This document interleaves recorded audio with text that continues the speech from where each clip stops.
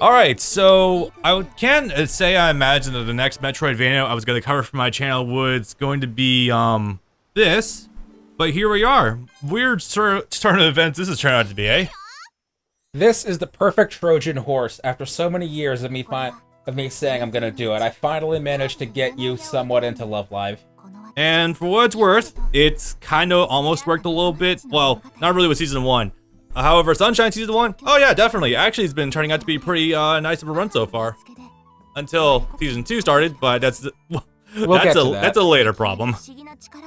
So this game that is weird and by all rights shouldn't exist is kind of a nightmare of circumstance. Last year, there was, Sunrise did an April Fool's teaser for a Yohane anime, which people thought was a joke because they've done various April Fool's teasers, crossovers, what have you, before that didn't end up going anywhere. 3-4 months later, they put out an actual trailer saying, no, this is real. And it confused the hell out of people because we haven't really gotten any material focusing on a single character outside of a singular OVA between seasons 1 and 2 of the original series that focused on Maki that I did not show you because I can't find it and it's really not worth the trouble. Oof. And then, so it's like, okay, we're getting this anime. That sounds really cool. Nice to come back to Sunshine because Sunshine with its movie ended in 2018, so really weird to come back to something that's been over for 4 years at the time of its announcement. Then this April Fool's, just 2 months, I think, before the anime started airing, they gave us an April Fool's trailer for this game, and it's like, no, you're not gonna fool me with this one. It takes a lot more effort to make a fake game concept than it does for an anime concept because you have Sunrise perpetually on payroll, so they can do whatever you want for them whenever you want. It's like, no, this was gonna be real. This was a cute joke, but no, this was absolutely gonna be real for no matter what. Yeah, it's one of those things where if this is gonna be April Fool's joke, you're putting way too much goddamn work into this April Fool's joke for it to not pay off in some meaningful capacity. I am familiar with those from the past. So for a bit of context for where we are, I have watched all of animated Love Live to date. This has been a mistake. I've gotten Babs to watch all of the original Love Live series and the first season of Sunshine and a couple episodes into Season 2. By the time the game comes out in a month, we're gonna get him up to the end of the Yohane anime, so by then he actually knows what's fully going on, what's what, and what's changed about everyone. Yeah, but before that, we should probably actually give a little bit of context. So, Love Live, if you're not familiar with it, if you're following my channel, first of all, if you're following me, I'm gonna guess 99% of you probably don't know exactly what's going on with the Love Live series as a whole. I don't blame you. So, what? It's not good, mostly. Yeah, right? It is 75% not good.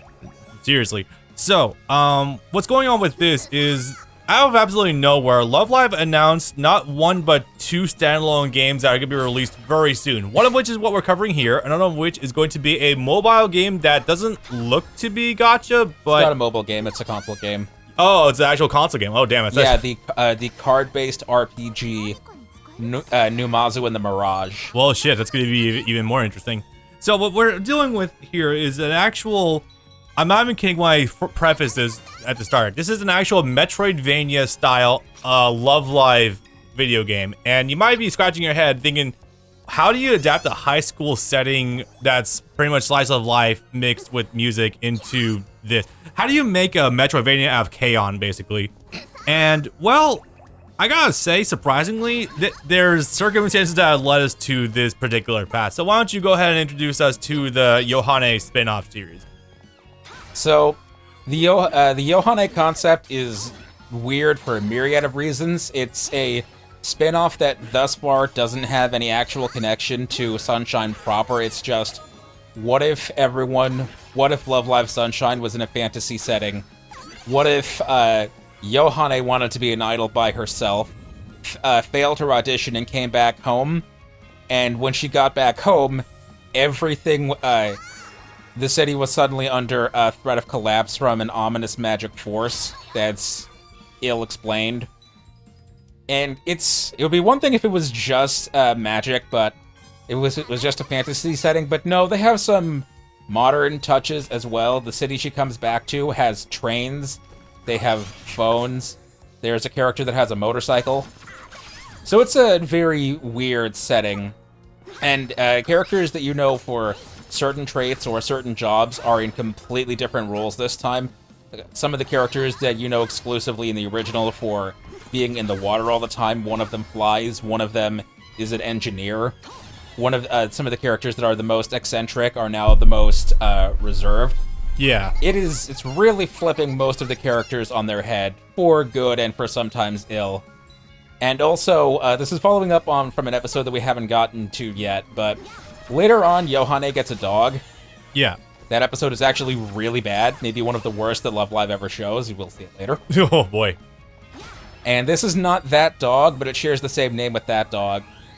That dog is fine. I want to put this dog in the ground. This particular one? Yes, this one that you see right now. Okay, that should be interesting. I'm spoiling some bits, but it's hard to really wrap your head around. Alright, well, I guess to also just get this point out there, yes, you are not imagining it. Love Live has been basically turned into an isekai without exactly being an isekai. It's just also a fantasy setting. Yeah, but also you can make some jokes about Japan suddenly being under threat of a magical threat. I'm sure there's more than one allegory you can make to other real-world events that have happened there. But anyway, yeah, so basically the gameplay you've been watching us do so far, it is no stretch to say that this is in fact basically a Metroidvania, like Castlevania-style RPG of sorts. And excuse you, the technical term is search action. Well, excuse you, those trademarks are stupid and gay. But anyway, it's interesting too because okay, first of all, I have not covered many Castlevania games for my channel. That's a shortcoming on my part. I've just never felt like I was good enough to really. Is Double Focus the only one we've done? That either of us have done? I've done the Metroid Prime games before. I've also I've done Fusion, Zero Mission. I don't feel like I'm good enough to do Super Metroid yet, but basically. So it's not like this genre is a complete foreign concept to my channel, but more so the Castlevania side I've never really tackled before. I can probably sleep through Symphony of the Night, not gonna lie.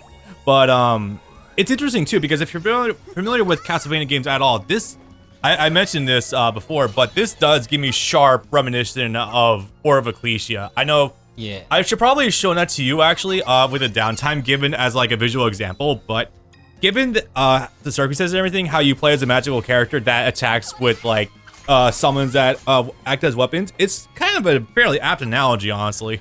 Oh yeah, I should mention that now. Your primary attack isn't actually your weapon, it's your summon character. So the way that your control scheme for this game works is weird. The default control setup is that your basic attack is actually on, or your summon attack, which you think is going to be your assist attack, not your main attack, is on square, and your weapon attack, which you would first think is going to be your main attack, is on L2. I swapped that, not realizing that it was actually the other way around, and I just got used to it, so even though it's wrong, I'm playing with the wrong controls anyway. So your summon attack starts with just your dog, which doesn't cost any meter.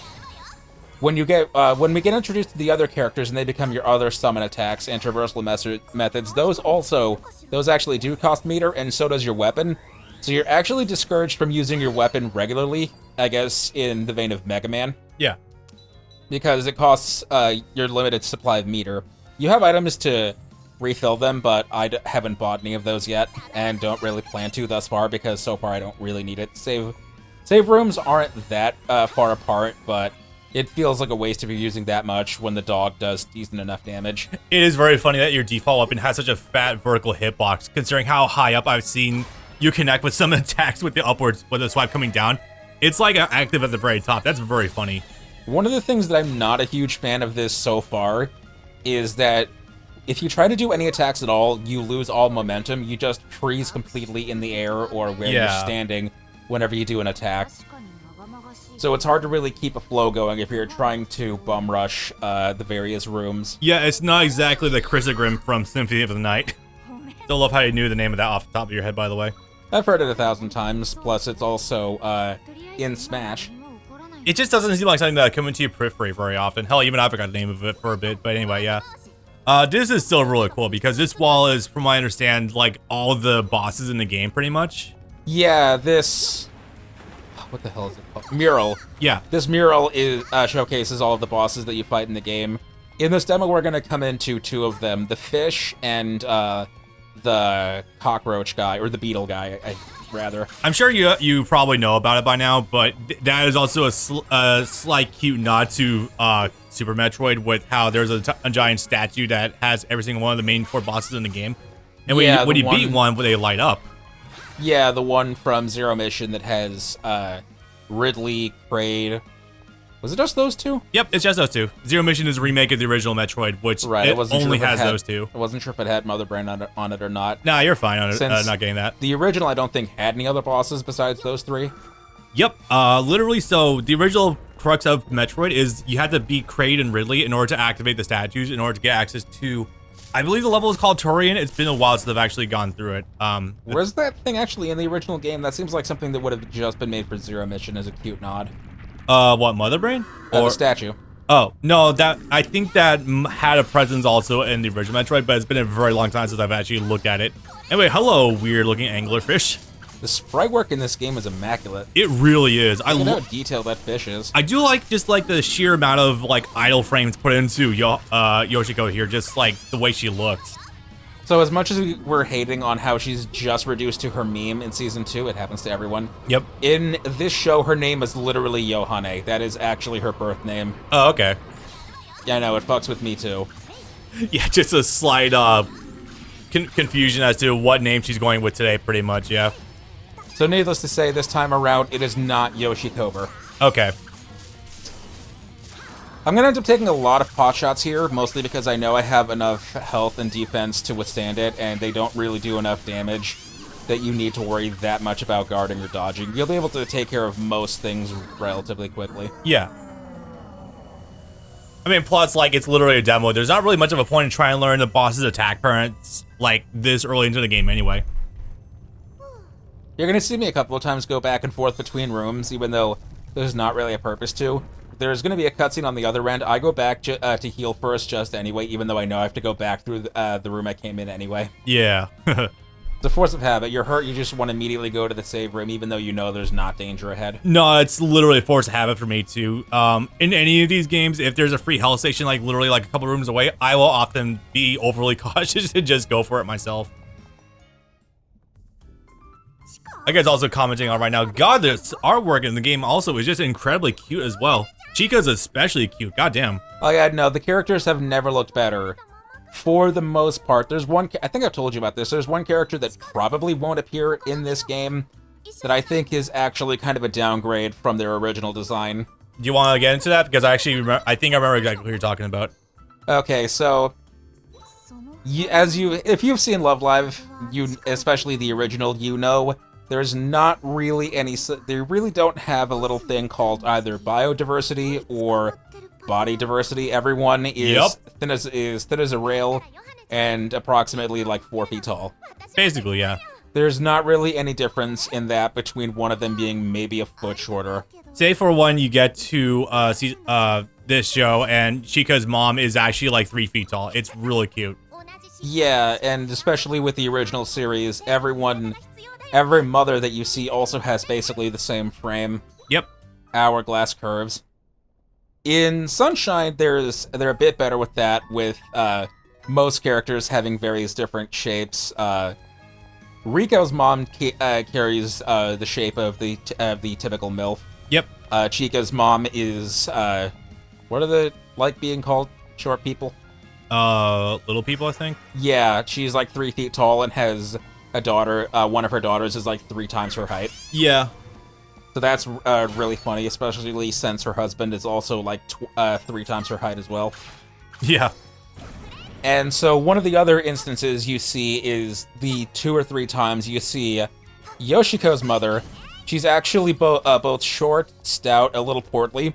She's not the typical mom that you see everyone else. She's also not sharing the exact same design and frame as her daughter, like all of the other mothers in the original series do. Really good design take there, yeah. When it comes to Yohane The Parhelion, Sunshine in the Mirror, the name of the anime, yes, the names don't get any better. Nope. They changed her design entirely so that she does carry the MILF frame, and they also changed her hair and height entirely. And it's not that it looks bad, it's that I think it was better before because it was a unique design. The design that we end up getting with this, it's like, yeah, you sure are going in theme, I guess, with everything else. Yeah, seriously. So it's a bit unfortunate in that regard.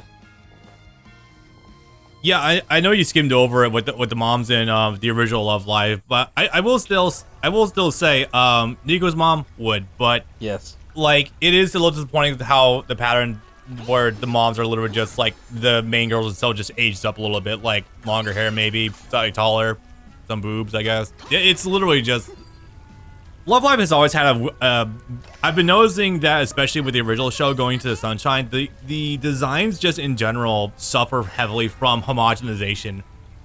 Insert the meme of, you know, all the same face syndrome for all the characters. It was really grating for a little bit.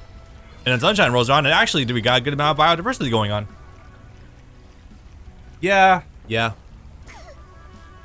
Try to fit this in later. I'll send it to you. But I just showed him a picture that compares the original to the new version, and it's just kind of not fair. Back on the game itself, though, this game's sprite work and background especially is gorgeous. I love how all of the maps look. I think this looks immaculate. Oh my god, it's actually glowing from the candles too. This is so sick.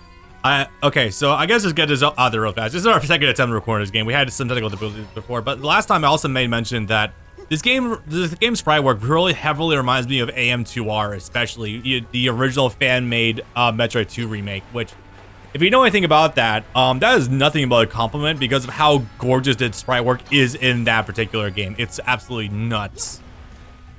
I was like, I gotta make up like a string that myself. God damn it. She's still cute, but yeah, I see what you mean. Yeah. Again, just went back to it's her but taller. Yeah. So yeah, this game looks gorgeous. I've neglected to mention it thus far. You probably saw the logo at the very beginning. This game is made by Inti Creates, the company that Keiji Inafune went and made after he said fuck Capcom in 2000 or whenever Mega Man X5 came out. Oh fuck, really? Yeah. Oh no. Oh, okay. I'm going to hope Inafune.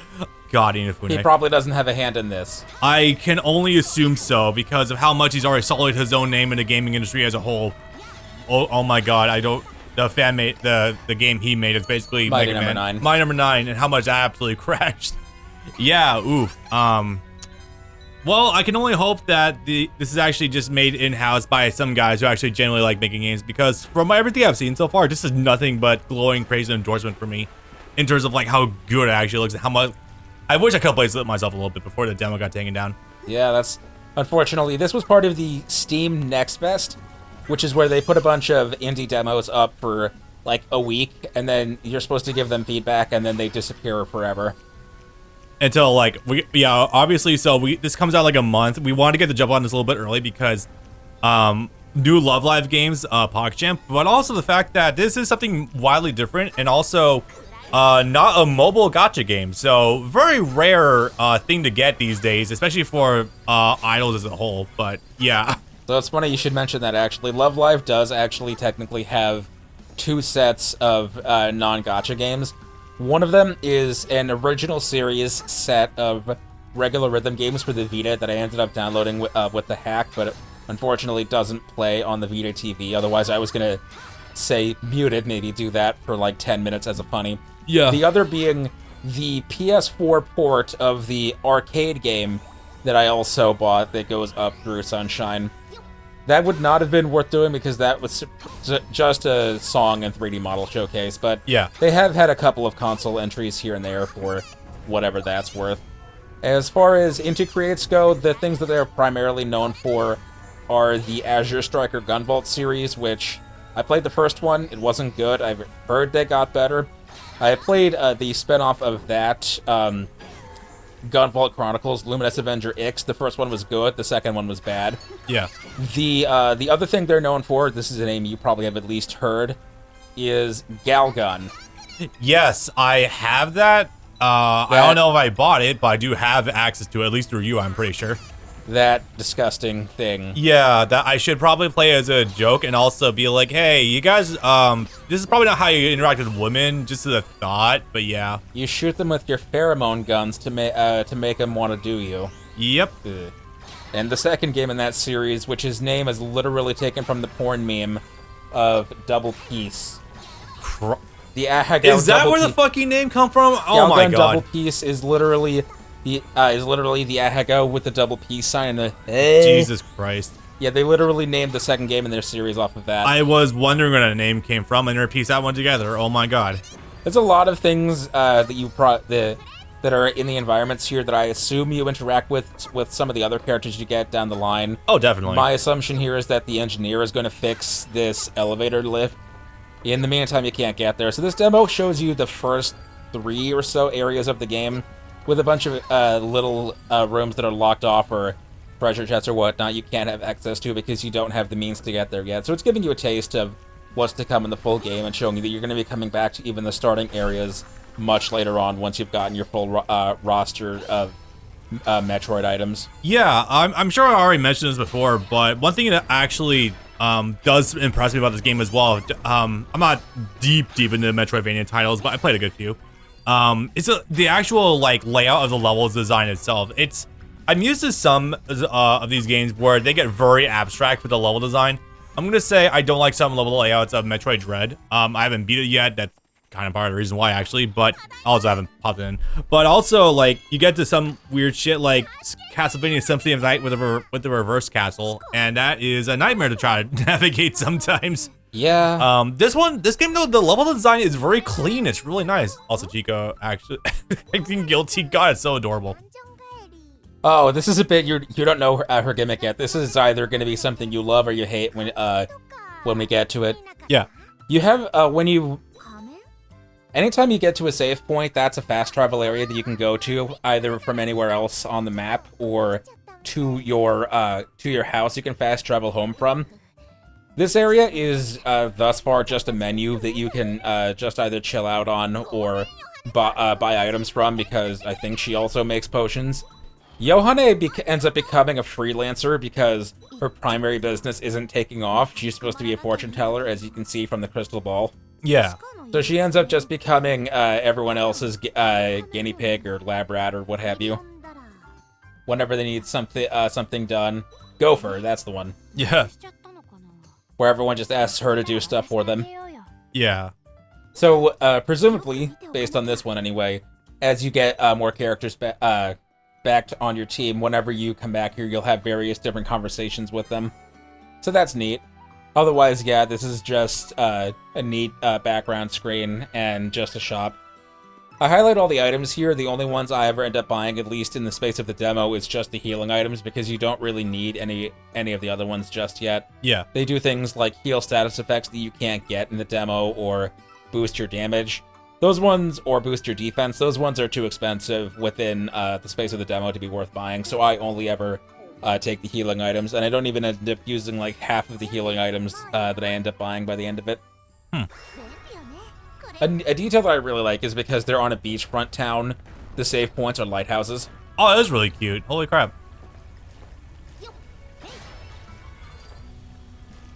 I'm gonna say this a couple of times, I really am blown away again by just how good the layering and compositing is. Yeah, also the sense of depth and perception also, because you might notice if you look closely at the background, different distance layers also move at different speeds also. That's a really cool trick of depth perception. Yeah, it's called parallax scrolling. Yeah. Yeah, they're taking a lot more from Metroid than Castlevania, because from what I remember anyway, Castlevania has a lot more flat backgrounds that don't really move, whereas Metroid backgrounds, once you get to at least the GBA, have a lot more layered elements going on.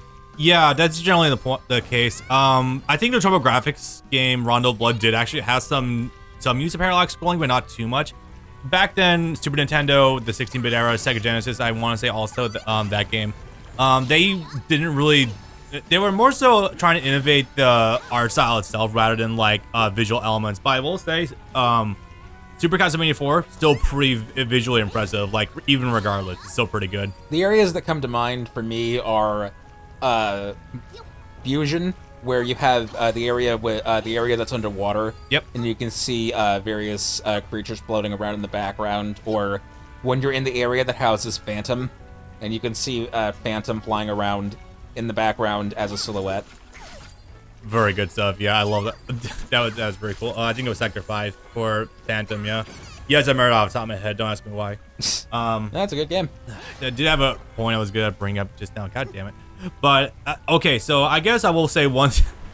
I know I was recently trying to think about just going ahead and doing a ROM hack of Metroid Prime 2 to make it a lot more tolerable for general players. But I will say that way back when I was like 14 years old, I also wanted to get into ROM hacking to ROM hack Super Castlevania 4 to actually make the game redo some of the levels to make it more challenging and utilize the whip more often. I just thought that was going to be kind of cool.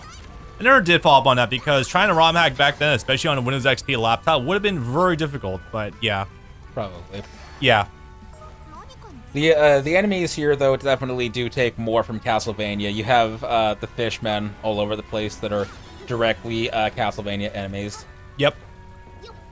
It's worth mentioning, since we're going to get to that game too soon, when it comes out in December. Comaggio Remilia 2, Stranger's Requiem, also had a demo that I was considering doing. But when I booted that up, that demo was broken. Oh, yeah, right. You tell me about that. Because the controls are actually double bound, which is to say everything is bound to two functions at once, and because it's just an enhanced version of the original game from 2012, it's still only stuck in a 640 by 480 window that you can't boost to full screen or do anything else, and you don't have any button remapping either.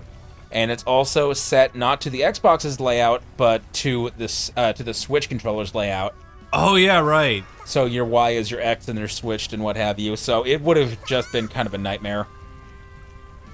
Yeah, probably just go wait for a full release of that game, huh? Yeah, we're going to do that on the Switch, since we did that on the Switch the first time. All right, that works. Because I don't know if that problem is going to happen again. But, you know, better safe than sorry, since I know the Switch version of the first game works perfectly fine. Yeah, pretty much. That was what we did the first time. Reminds me about that other damn Metroidvania Toho game that just came out recently. I need to eventually pop back in to actually... Luna Knights. Luna Knights, yeah. Well, not even pop back in. I actually haven't fired up at all yet.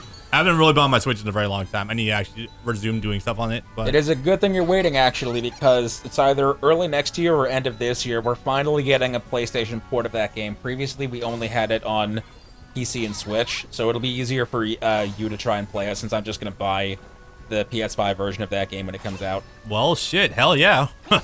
Cool. Not that the Switch version would have been bad, but at the time we just had other things going on. That came out two and a half years ago. I want to say I was still working security at the time when that came out. In general, also, the PS5 is a very bulky console. It's very difficult to try and maneuver around and try to plug the Switch dock back in, yeah. What? Now that you got the PS5, we need to rework your bottom entertainment center there in general. You've got a lot of stuff not doing anything that's still plugged in. I need more shelving in general, yeah. There's a lot of areas here that, again, like I said earlier, you can't access yet because you don't have the proper character weapon to break through. Yeah. So I just end up highlighting those as a showcase for later. God damn, I do love the sprite work for the waterfalls. That's really neat. That's a good detail. Oh, yeah. There's just something magical about sprite work in general that you just don't really get a lot of like 3D games at all. It's just so nice to look at sometimes. I said earlier, I'm very up and down on Inti Creates' output, but it can't go unsaid that their games do look immaculate. Oh, the other thing they did the 8-bit Bloodstained games, Curse of the Moon and Curse of the Moon 2. Oh shit, right, yeah. I'll eventually need to actually play those godforsaken games. I never finished the second one, but the first one is really good. I remember loving that one a lot. Yeah. So I'm gonna say a thing about Bloodstained in general. So actually, I was around when the initial Kickstarter hit. I really did actually want to give money for it and be one of the initial backers, but I didn't have any money because I was going to a community college at the time and had literally no fucking money to my name at all. I've been meaning to for a long time now to actually fire it up on stream, but I've never gotten the opportunity and just like never the immediate incentive to do it.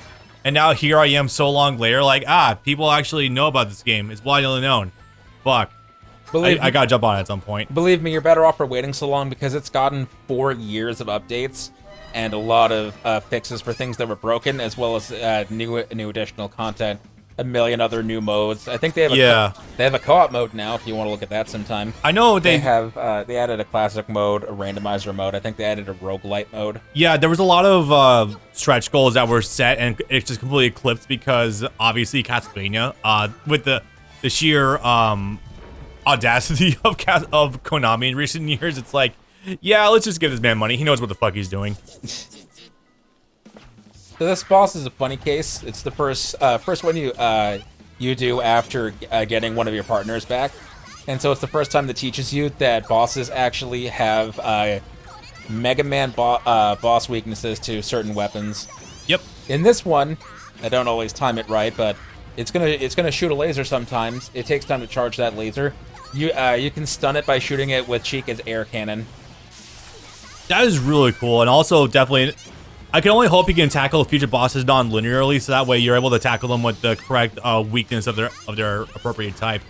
Presumably, or if it's anything approaching linear, it's gonna be you're gonna get the character right before you get their boss weakness. Yeah, obviously, Castlevania games never really have type weaknesses for certain bosses as it is. No, unless your name is exactly Super Castlevania 4, in which case every single boss is weak to the triple crosses being tossed out at them. Yeah, generally speaking, but that's a separate issue. I mean, enhanced weapons are a different story. Yeah, there might be elements of weaknesses that I'm not remembering in like shit like Dawn of Sorrow, which was the DS one with someone cruising it, or Ecclesia, which best girl ever. I need to get back and actually complete that game. I told you this story before, but my only exposure to Orb of Ecclesia was actually through GameFly way back in the day, and I didn't actually manage to beat it because I got the initial bad ending you can get, much like the endings you can get in Symphony of the Night way back when. That's also how I managed to try out a lot of other Castlevania games like Lament of Innocence, Curse of Darkness. I think Dawn of Sorrow initially as well before I didn't really get back to it, so that got returned as well.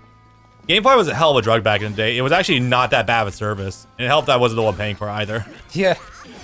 Yeah, I'm sure that would have been nice. Yeah. Local rental shops were not that great. The local Blockbuster always had a shit inventory. The Hollywood Video had a much better one, but they were more expensive. Yeah. I think as far as individual weapons getting boost to be super competitive go, the one that comes to mind for me is the Alucard Spear wielded by Eric Lecard in Bloodlines. You power up that weapon to its max form, it kills bosses in like 2 or 3 hits tops. Yeah, I've seen samples of Bloodlines before. Not too much, but I just love how... it's in the various collections you own. Yeah, it definitely is. I need to actually boot up those fucking collections. Really, at some point, I just need to make it a point of just tackling a bunch of Castlevania games in a row on stream for maybe Fridays and just going to town on them because I really want to play more of them. Yeah, you have basically... You have everything up through the DS games, technically. That's the only one they haven't done a collection for yet.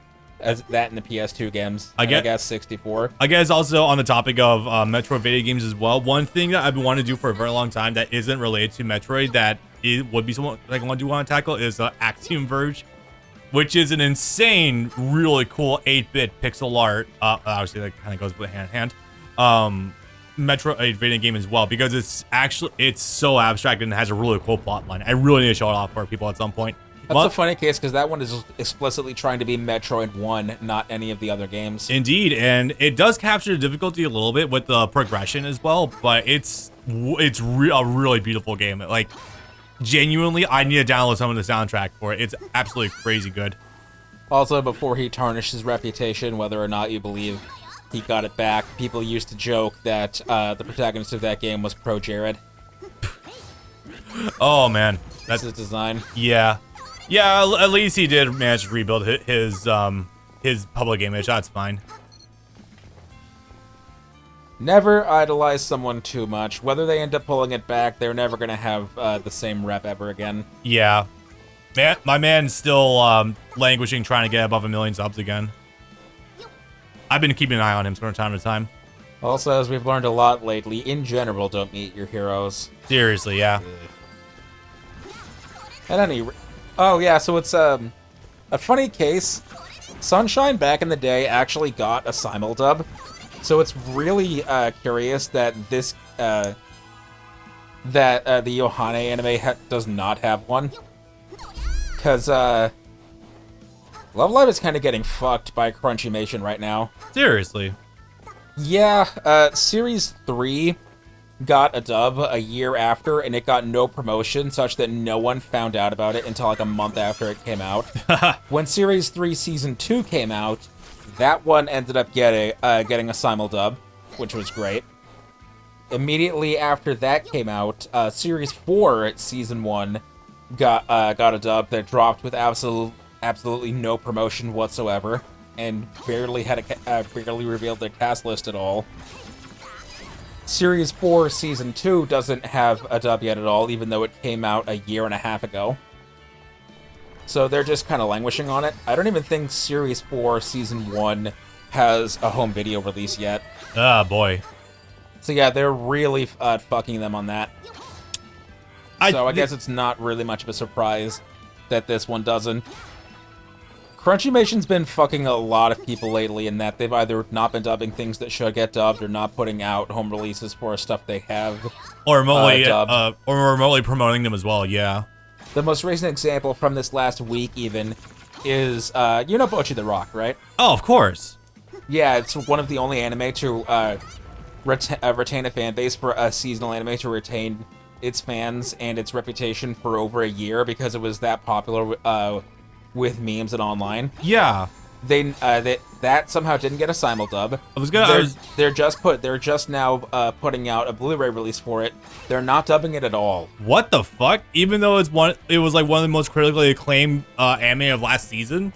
Of last year, yeah. It was airing at the exact same time as Bleach and Chainsaw Man. It was right up there at the time. At the time, being part of the internet conversation on Twitter, Reddit, what have you. It was all over the place, and they're not doing it, which is weird. You might think it's because, oh, it's music. No, they dubbed Love Live. They dubbed Zombieland Saga 3-4 years ago. And famously. No, that was actually Bang Zoom. Oh. More for Zombieland Saga, they actually did a poll or a survey somewhere asking people if they wanted them to dub the songs in Zombieland Saga. Which is something that Funimation doesn't do. They haven't really dubbed music in any anime in the last, 10 years. So that was a big deal. They actually paid for the license to not only get those songs, but to dub them as well. That does not happen. Yeah, holy crap, okay. So it's like, sometimes they care, but no, for this, they just said fuck it and fuck the fan base as well. They even had to clarify, because apparently on their listing for it, it said at first, Japanese only, and then lower down on the same page it said 5.1 English audio. They had to clarify, oh no, that was our mistake, sorry, no, we don't actually have anything. Okay, weird. So it's Alright. What are you doing? Some weird shit going on over there, but yeah. Which is more fucked up because they dub every single isekai trash show that comes out every year. There's a bevy of shows I've been wanting to watch when I actually caught up to the time skip of One Piece. I'm behind 5 or 10 shows right now. Yeah. Bocchi with the Rock was one of them, and I'm kind of surprised that didn't get a fucking dub at all, considering how big it was. But also, fucking hell, it's just weird how inconsistent Love Live is also, just with different companies and everything. So the thing with that is, the first series was dubbed by Bang Zoom Studio, but it was licensed by, of all people, NIS America. Right, yeah, the weird stuff. Who they own some anime, and they let their stuff on streaming by other platforms, but they license some anime and they only do it in special edition collections. They don't release them typically as just a Blu-ray set, so that's kind of annoying. They release them and only print them for a year, then they go out of print, then they become expensive, and you can only find them in those collections. So already they're screwy like that. Yeah. After that, from Sunshine onwards, everything Love Live has been Funimation. Different studios, but still Funimation. Which is odd, because I thought Christina V was a voice director for Season 3. No. Series 3. So one of the things that's actually kind of neat is, in a matter of speaking, they always keep it in the family. In the original series, Caitlin Glass was the voice of Maki. Yeah. She was the director of Sunshine. In Series 3, the director was the voice of Hanamaru. Oh, cool. In Series 4, if I'm remembering it correctly, I think the director of that was the voice of Daya. That's interesting. So they do sort of keep some English legacy factor. All right. So that's kind of cute. Yeah. Also, back on the game for a second. Yes, we do get rematches with the Beetle Man. We did not actually kill him before. Yeah, this boss keeps running away. You fight him 3 times in various arenas. Is this the last one? No, this is the second one. We still got one more to go, I believe. Okay, yeah. I don't think they're gonna do this throughout the entire game. This is probably just a case of, oh, it's a beetle or a roach or whatever. You can't easily kill a roach, so you have to make sure you finish the job or something. I will say I do like how active he is for being an actual boss fight. It's much better than the anglerfish we had before. Oh yeah, they're gonna get a lot more active and involved the further along you get. And also, repeating boss fights is not something you actually often get in Metroid games as a whole in general. This is actually a bit of a rarity. The only things I can think of is like Dark Samus in Metroid Prime 2 and the SAX. Yeah, SAX also in Fusion. There's not much else that comes to mind offhand, unfortunately. Do you not fight Ridley multiple times in some of the games? Not in the same game usually. It's usually like a one and done appearance. So that's more in the Castlevania style, where you'll fight the same boss like 3 times in a game. I don't think there's any specific examples of that, but in the later games?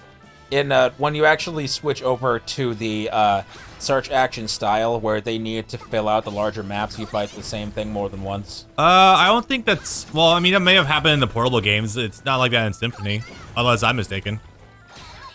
I could be wrong about that though, but I don't think there's ever like recolored skin enemies for a lot of the games. Rather, I guess, in regards to mini bosses, not full bosses. Yeah, it's just mini bosses. I'm sure it does happen from time to time. Although that also does indicate to me that, oh, Jesus fucking Christ, Bob, you really need to actually play more of these damn games.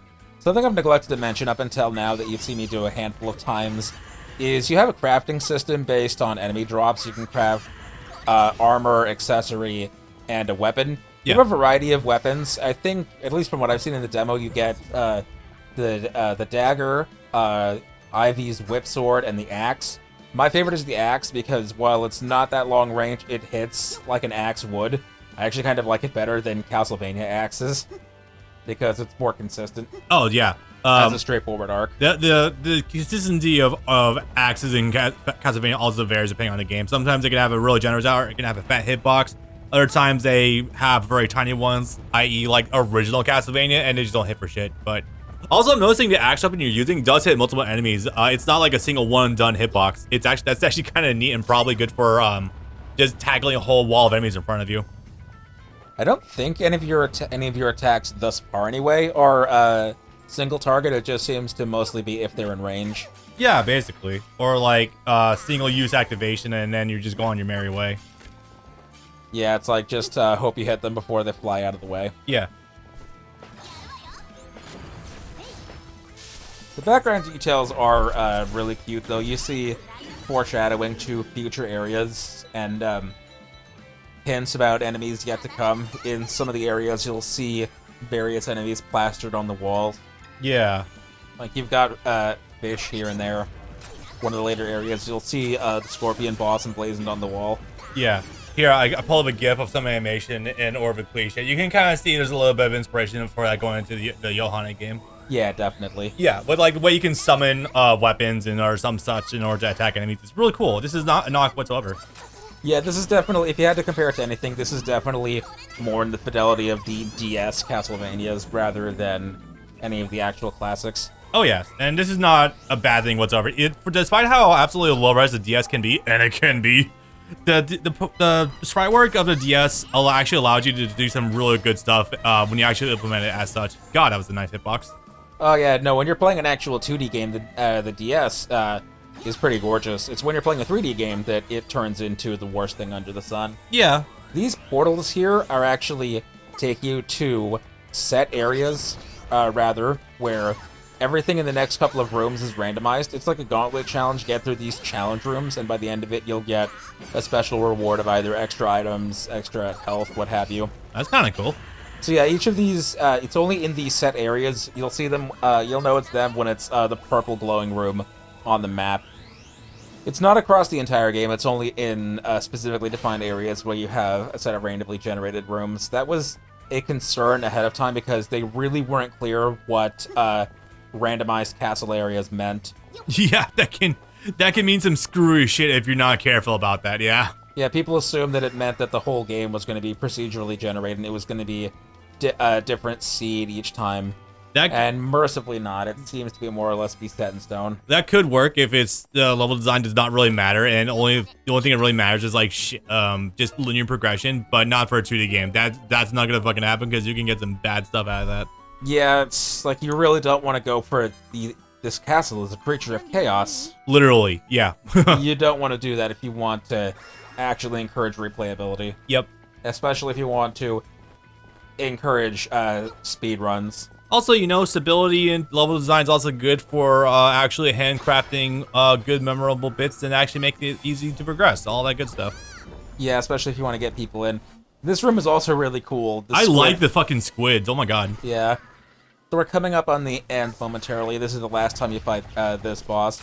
I really do like his shtick going on. Is really well animated. Oh yeah.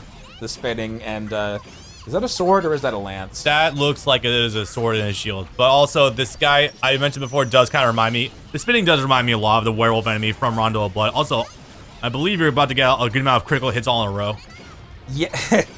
Yeah, I'm about to show off something that I actually had to go back and re-record for because I forgot to show it the first time. Oh, okay. Which is to say, there's an item you can pick up sparsely, which is called, I think it's just called a lyric sheet. Because in this weird fantasy setting, Yohane is still a singing idol. She is the only one at first. It acts as a second chance item.